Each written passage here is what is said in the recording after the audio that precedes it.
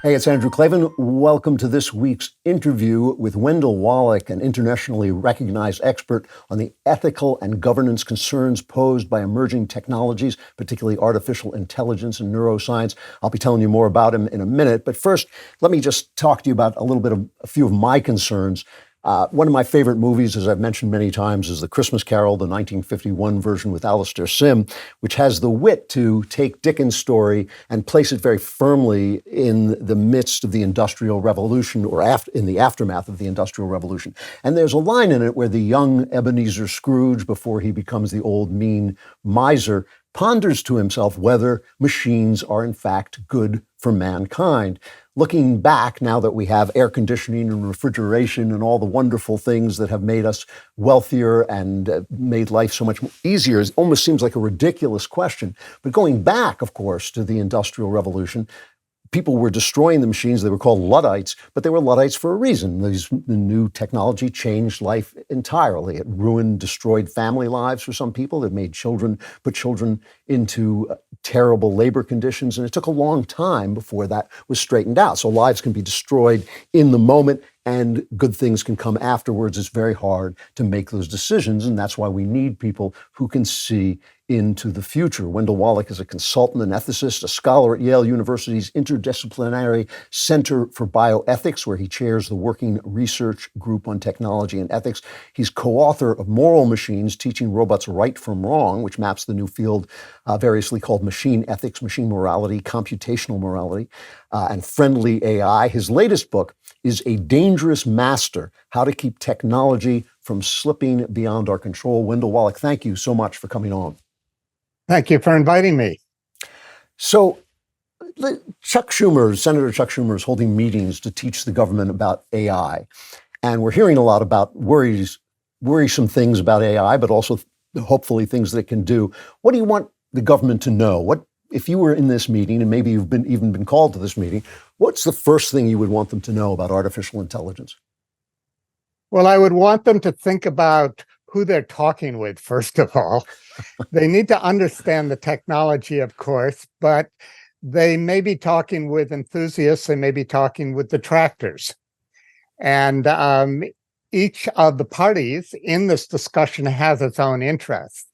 So one of the big issues with artificial intelligence is to what extent is it the captive of an AI oligopoly, and it's the government captive of an AI oligopoly who has particular interests in how the technology is pursued or how government regulates it. But if it's not getting a balanced perspective from those who are acutely aware of what some of the drawbacks are of artificial intelligence, then the perspective can be very distorted. So I'm among those who feel that actually artificial intelligence, as it's being developed at present, is really on not a very healthy trajectory. And the problem is how we are going to nudge that trajectory back to a more friendly, human-compatible trajectory, as opposed to one that is largely about surveillance, about job replacement, about exacerbating inequalities. You know, let's start with this for a minute, though, just so we have a basic idea. When we use the words AI and artificial intelligence in and of itself is kind of a loaded phrase, the first thing that comes into my mind is kind of Isaac Asimov robot come to life, this sort of, movie version of computers taking over the world. Is there anything realistic about that? But more importantly, can you just give me a sense of what artificial intelligence really is in real life? What are we talking about to begin with? Well, I think we're in a very long-term experiment to see to what extent human intellectual capacities, and perhaps some superhuman intellectual capacities, can be reduced to computational systems. So what can the computational systems do that we think of as intelligence? And of course, intelligence has many different characteristics to it. So we already have computers that in some respects do some things much better than we. We can't search massive databases in a few seconds. So I think that's what we're talking about when we're talking about artificial intelligence. But there are many definitions, and some people want to reserve it for what I will say are less mechanical, more constructive, sometimes quasi-creative capabilities, such as a new piece of artwork or a piece of music that didn't exist before, or even a chat GPT summary of existing information that is a little bit different than any other human has put together. So we're in a universe of very different and competing definitions. But as far as the threat of extinction from artificial intelligence, which is pretty much what's gotten well fed by Hollywood over the last couple of decades, there is extreme differences in viewpoints there. And there has been a split within the AI community itself as to whether those who believe that artificial general intelligence, a form of intelligence that can think about nearly every form of question or concern in a way that equals and very soon far outreaches that of human capabilities, whether that's inevitable. And if it's inevitable, then the high likelihood that it will create a threat. So many people in artificial intelligence feel, no, we're dealing with more basic problems. Artificial general intelligence is not on the horizon, but each time there is a breakthrough in artificial intelligence, there is the reawakening of these concerns. And at least for some of the leaders in artificial intelligence, more are willing to entertain the possibility that artificial general intelligence is on the horizon. Now, when this question was asked just about 8 years ago, when we had the breakthrough called deep learning, the average estimate among AI researchers, perhaps we'll see it around 2060. More recently, that number is coming down for some of the researchers in artificial intelligence. But there's a problem there, and the problem is that particularly for humanists, for people who look at the centrality of our emotions, of compassion, of truly idiosyncratic forms of creativity, of common sense reasoning, there is deep suspicion that the pathway we are on with artificial intelligence can really recreate all forms of human intelligence. So, I've been among that group. I have called myself for more than a decade a friendly skeptic. I'm friendly to the can-do engineering spirit that says artificial general intelligence is possible.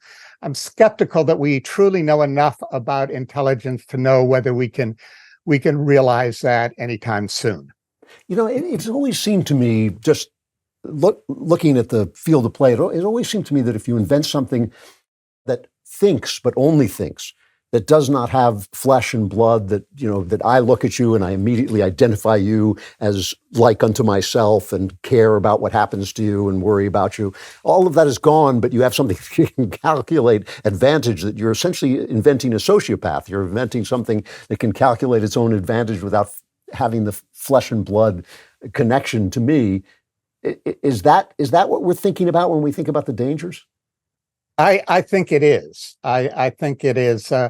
Even if you believe, as some people do, that we can recreate human style emotions, there's still a question whether they will be real emotions, meaning some somatic felt emotions, or they'll be calculated emotions. If they're calculated emotions, you have a sociopath. So, and the difficulty is, if you've created a sociopathic artificial general intelligence, then why should it care about humans at all? Right. How are you even going to introduce that into your creatures? I mean, those of us who are not sociopaths, we care about each other because it's a felt concern. It's real. We can't escape the pain of those that at least we are close to, and many of us feel that empathy for those we have no personal connection to at all. Right. Right. So let's start with the negative side. If in fact we're inventing a sociopath, what is the literal danger? What are the kinds of scenarios that you worry about? Well, Nick Bostrom created what's one of the most popular, and that's the paperclip scenario. And the paperclip scenario goes, so you've given the artificial intelligence a task to create paperclips. And it basically uses all the resources on the planet to create paperclips. That's all it does. And it basically destroys everything else that exists. And that's just a way of saying the artificial intelligence may have a goal that does not include human life. So, Okay. or biological life at all. So let's say you give it a goal to create its kind of intelligence throughout the universe. Well, this kind of intelligence doesn't really depend on biological matter right now. So it might appropriate all the resources in the world to pursue that universally. So that's really a central concern, is that artificial intelligence may have no concern with human needs. And it's not clear how we could inculcate those systems with that kind of concern. Now, I wrote a book with Colin Allen that called Moral Machines, Teaching Robots Right from Wrong, that looked at this question, that was being looked at largely by philosophers, but a few computer scientists, whether we could really inculcate moral decision-making capabilities within artificial systems, within the entities we create. And we were looking at it from the bottom up. We weren't talking about artificial and general intelligence. We were just talking about first steps. I would say next to nothing has happened in that direction in the last 8 years. There's a lot of talk about human-friendly AI, and there's a lot of talk about value alignment. But my own evaluation has been these ideas come largely from engineers who are incredibly naive about the social dimensions of the technologies they're producing and the difficulties of creating these sensibilities. And for all of our flaws as human beings, nature did create us in ways where at least the vast preponderance of us do have sensitivities to each other. Yeah, it does worry me when I look at the sort of people with grand schemes and grand plans who think that the world would be a better place if they could enforce compliance over medication, and if they could, organize people so that they would be happy, but they would have no jobs. That many people at the very top of our intellectual mountain don't actually know what a human being is. They actually don't think about what human beings are in any way that I recognize, or I don't think anybody from Erasmus on would recognize.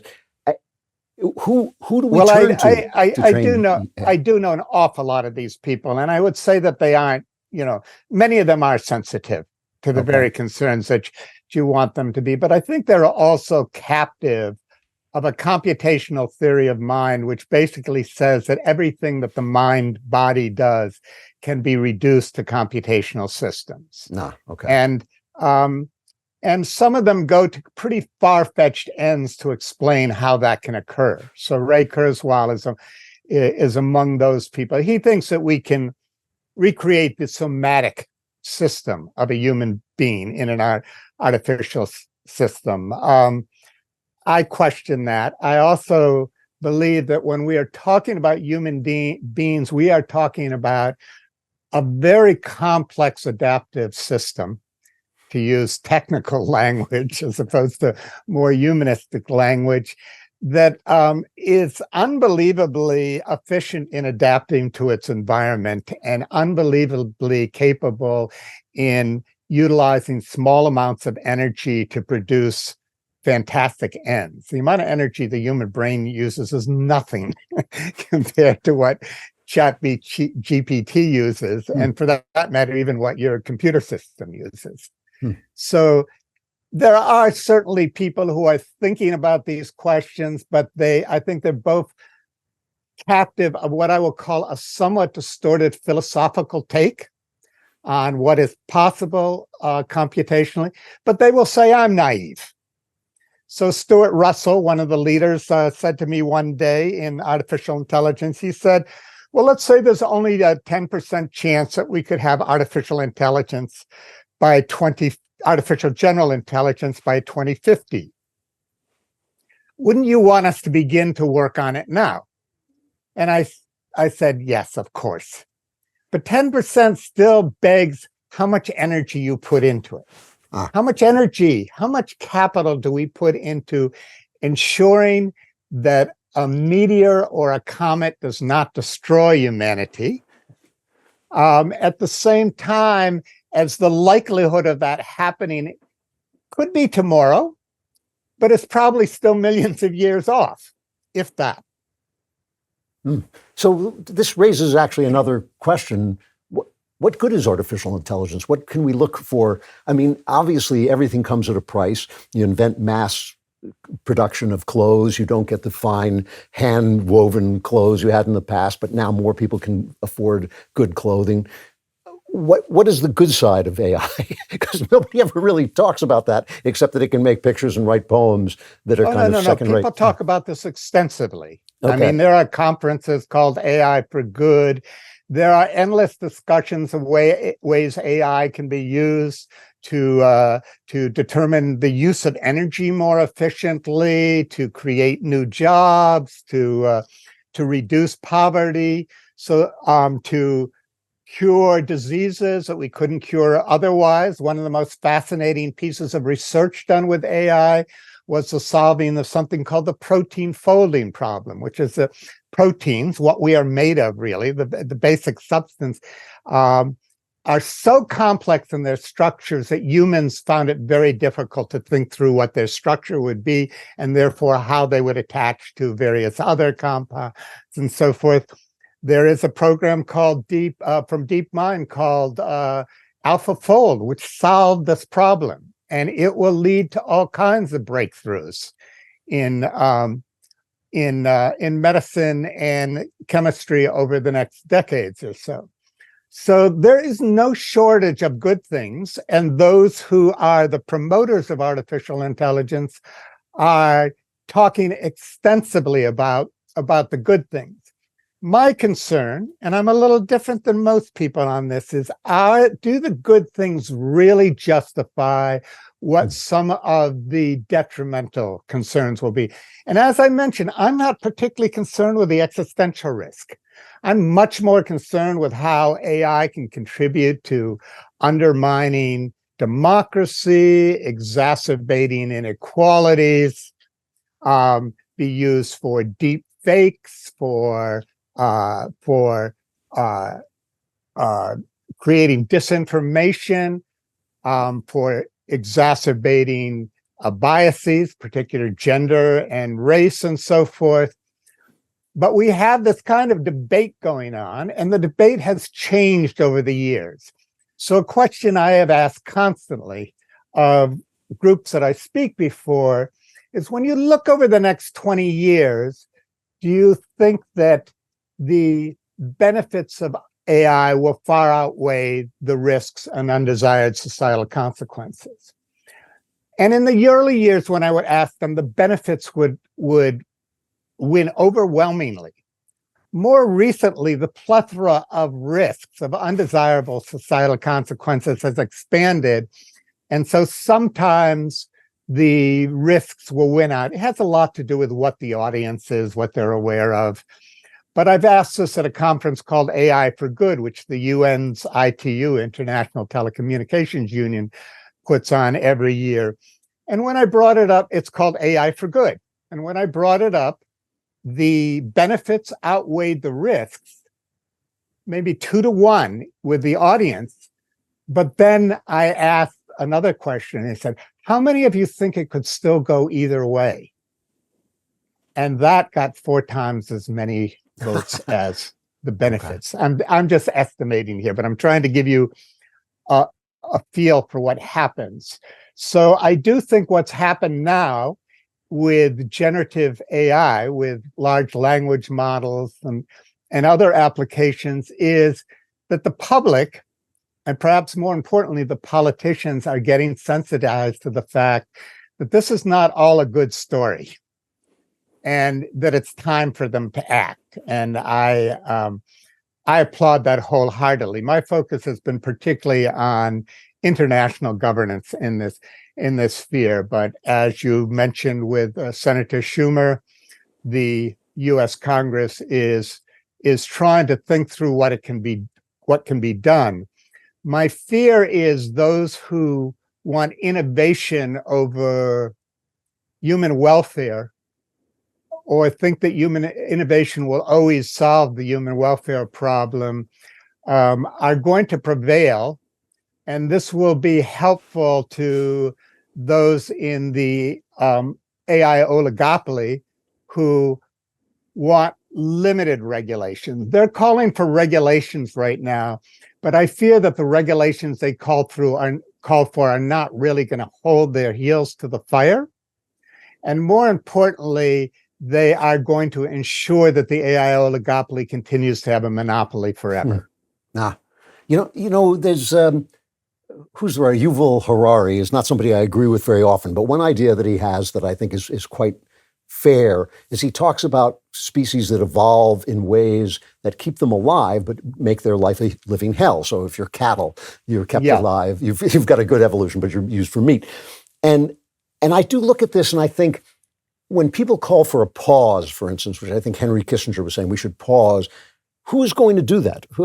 Who on earth is going to pause when another guy can then, get past him? What kinds of things can we do to control this from just moving forward on its own steam in an evolutionary way? Well, we do have AI principles that are pretty much universal at this point. They've come out of UNESCO, they've come out of the OECD. There's actually hundreds of these lists. And there's one called the Beijing Principles. And they're all relatively the same. They all raise issues around transparency and privacy and fairness and so forth. The main difference between the ones that have been dominated by the West is that they have a principle called the protection of human rights, which are fairly well established in law now, internationally. Even though China is a signatory to the International Declaration of Human Rights, they don't like it being defined by Western liberals. So they put in their list harmony, the time-honored value of harmony.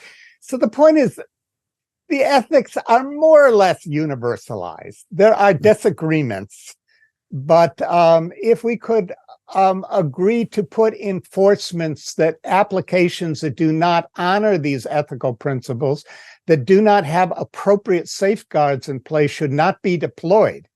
Nobody's going to stop science from continuing. Nobody's going to stop research from going on.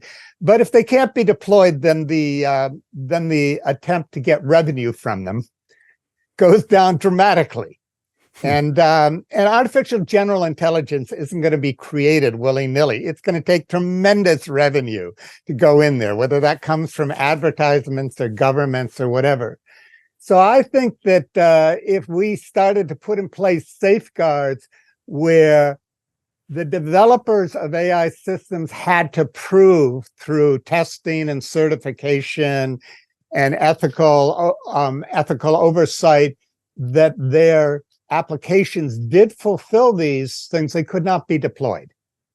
And I believe that in many cases, if not all cases, and I've been back and forth to China a lot. I think, there are problems. I'm not trying to dismiss them, and there are ways in which AI is being used that I would not support at all in China. But I think basically the intent to take care of the 1.4 billion Chinese people is still the prevalent concern.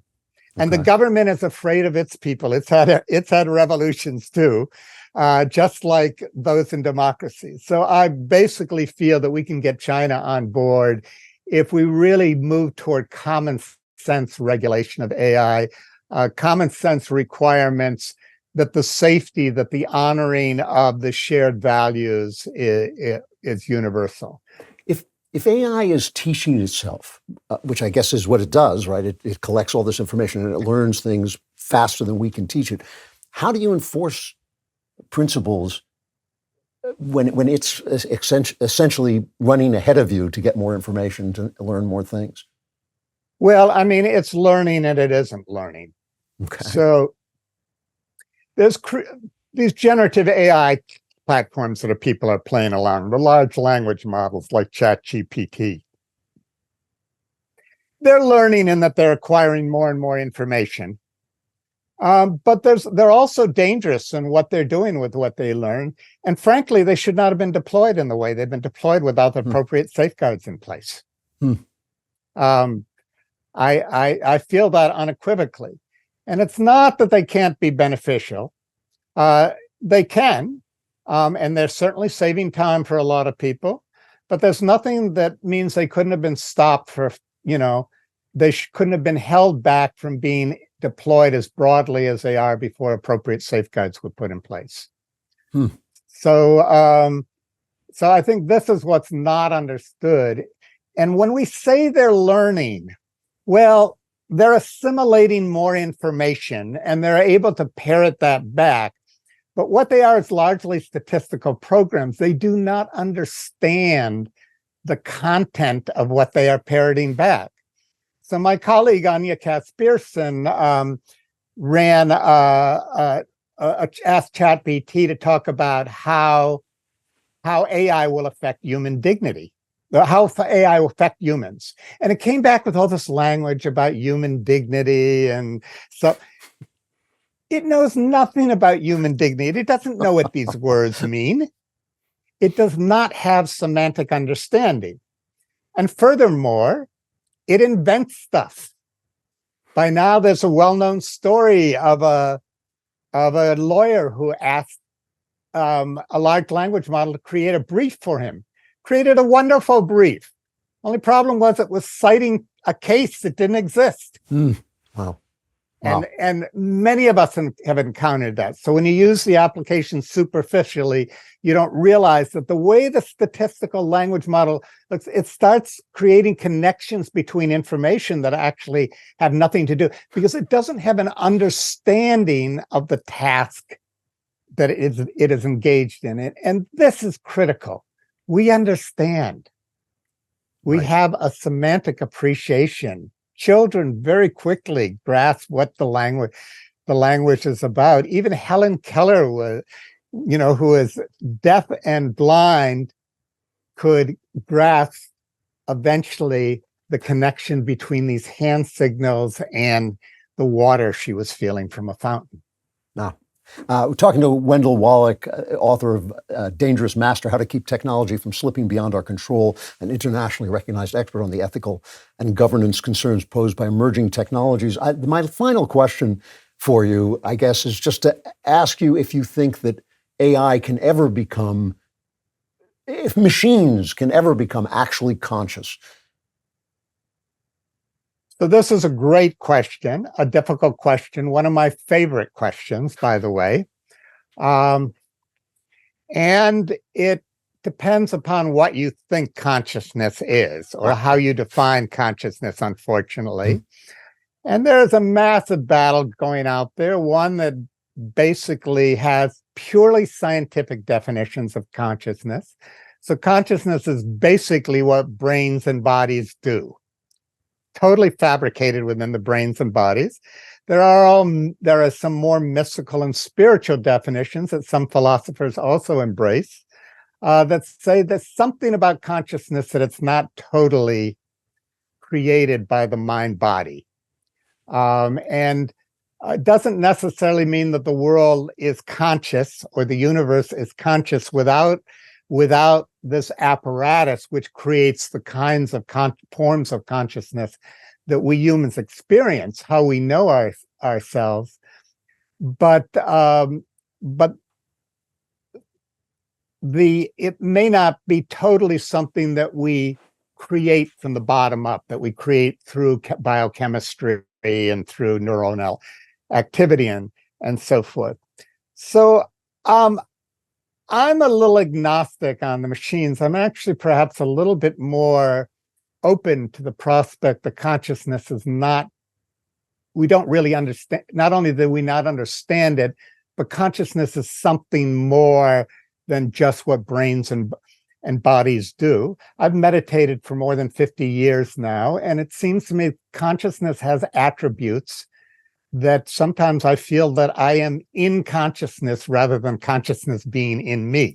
Yeah. Now, I can argue that that's a trick that the mind plays to make you feel that, but I would say I have enough experience over 50 years to say, no, there's a lot of questions out there we just aren't answering. But that said, does it mean computers can or cannot have consciousness? Well, we don't know where computational systems are going to be in the future. We don't know if we're going to merge machines and biological material.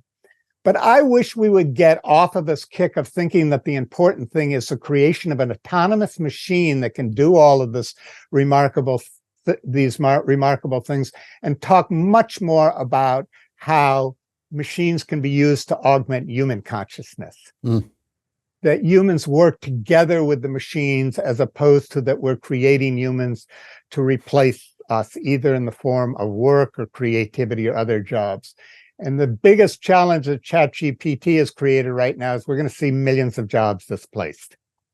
And we don't know how long it will take before those jobs are recreated. And we certainly know that we have not created the economic environment to meet the needs of people who do not have work. We have created an economic environment where 2/3 of all productivity goes to 1% of the people in the world. And there's resistance to distributing that wealth. So if we are truly moving in a direction where we are destroying large numbers of jobs, then hold on your seats, because it opens the door for social unrest, for geopolitical instability, and it's probably feeding even the divisions in society and the embrace of authoritarianism by some elements of our society. Wendell Wallach, author of Dangerous Master, How to Keep Technology from Slipping Beyond Our Control. Thank you very much. It's rather reassuring to have someone thinking about this at the level you're thinking about it. That's not what I often hear. Thank you so much for coming on. I hope to talk to you again. I'm most appreciative of you letting me speak. Again, it is reassuring to have people thinking about these issues at that level, and we'll be thinking about them some more on Friday when the Andrew Klavan Show is back. I want you to be there or be plunged into Klavanless eternity. I'll see you on Friday.